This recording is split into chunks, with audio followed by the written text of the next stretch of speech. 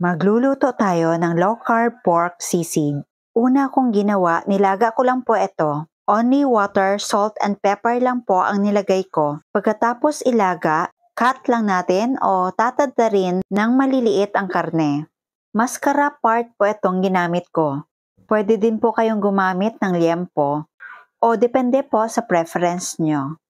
Ang list of ingredients ay ilalagay ko sa last part ng video na ito.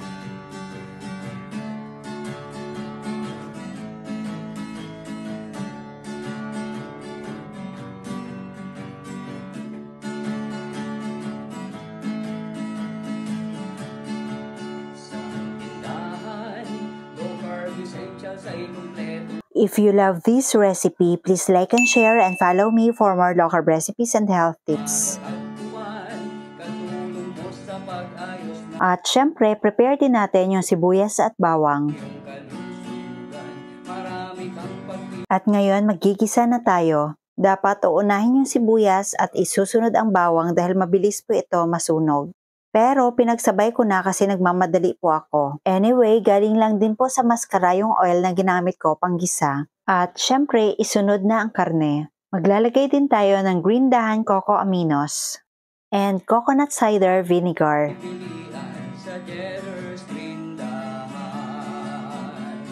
Baking essentials, condiments, nuts and seeds, healthy oils.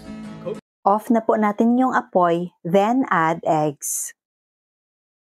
Coconut products, superfoods, herbs and spices, low-carb breads, kakanin, at may sugar-free ulam pa. Happy ang pamimili sa Cheddar's Green Dahan! At ngayon, mag-plating na tayo.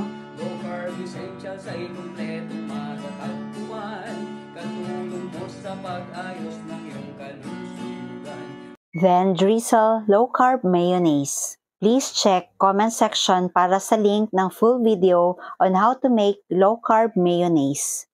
At ito na ang ating low-carb pork sisig version 2. Marami kang pagpipilian sa Cheddar's Green Dahan.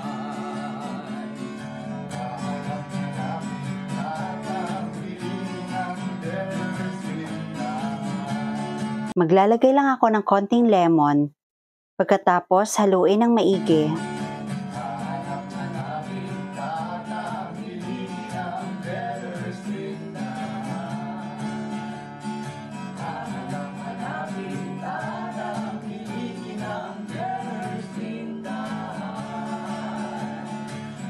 Tikman natin.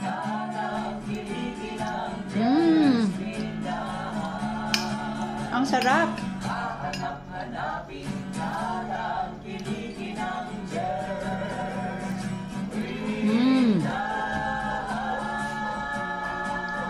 Super sarap. At ang dali lang gawin, 'di ba? Ang sarap talaga, promise. Napakadali lang gawin, ulam na.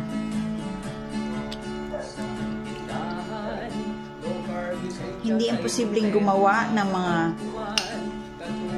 regular recipes, pero low carb version. So, hindi na kailangan mag-crave ng mga high carb foods. Ang sarap.